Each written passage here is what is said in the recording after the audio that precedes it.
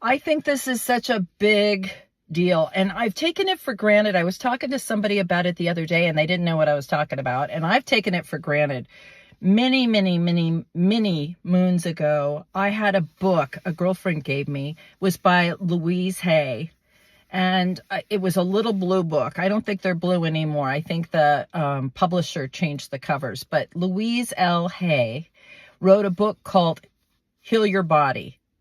And it was like a little dictionary, a little, not a dictionary. Yeah, kind of like a dictionary setup where you would look up alphabetical order, but you would look up what was wrong with you and it would tell you the metaphysical meaning behind it. So, like, for example, if you have really bad shoulders, right? And your shoulders, you could look up shoulders and it will tell you you're carrying too much stress. You're carrying the weight of the world on your shoulders. And I'm telling you, it was pretty spot on every time. It really made me think about, like, what's going on in my life that is manifesting this issue in my body. This is a big tool if you are in a relationship with an alcoholic or an addict, and you are enduring this level of stress, worry, and anxiety on a daily basis. Your body could be trying to tell you things that you need to hear. One time I had stepped off a curb wrong. I mean, just, have you ever done that? And I twisted my ankle. It just went sideways. And my ankle was a mess. And I looked up in my book, Heal Your Body, and it said foot problems, ankle problems, fear of moving forward in life. And that was exactly what I was doing in my life at that time. I mean, it was dead on. So I'm always very interested in that. And that's what tomorrow's podcast is going to be on. I'm going to be talking about that mind-body connection. And if you noticed, it's been my topic all week in my posts and my lives and my everything that I've done this week has kind of been around that topic because I think it's really useful. When people first get sober, they give them this little acronym, HALT. And they say, before you drink, ask yourself, are you hungry? Are you angry? Are you lonely? Or are you tired? And usually when you're at your wit's end, you're one of those. So that kind of HALT is good for anybody. A little kid who is losing their mind. Are they hungry? Are they angry? Are they lonely? Or are they tired?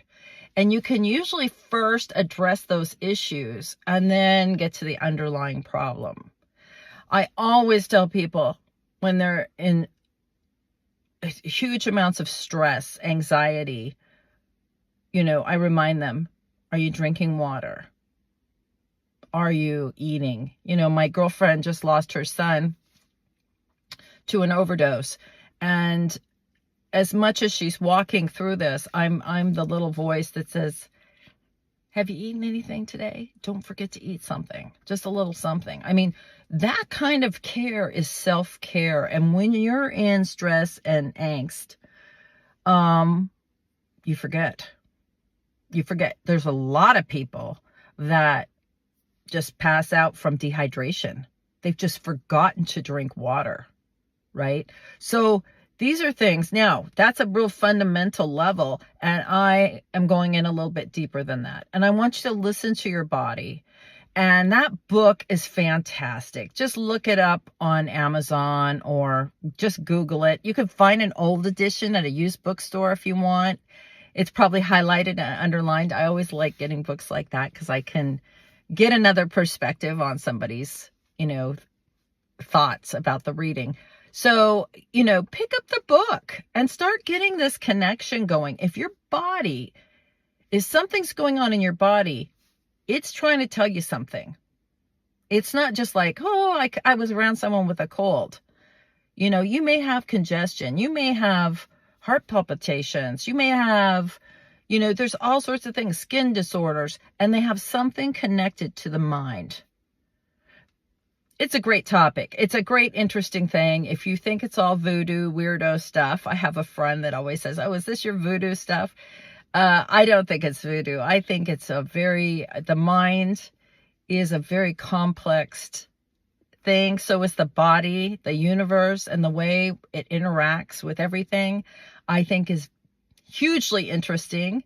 And I think it's very helpful on this topic of alcoholism, addiction.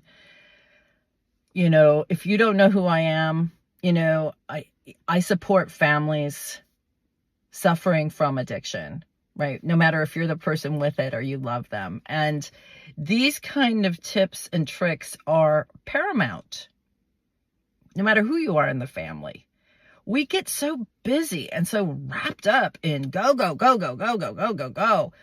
And in our phones and in our working out, we don't take enough time to go, how does my body feel? You know, how am I doing? Right? And just be quiet for a minute and sense your body. I mean, I did that the other day and I realized my foot was hurting. And yet I didn't know my foot was hurting until I laid down and I thought, God, that foot's hurting. I think I'm getting, it sounds terrible. The name doesn't even match it, but plantar fasciitis, where that tendon on the bottom of your foot starts tightening. Oh, it's painful. So I had to, you know, figure that out. Like, what is going on here?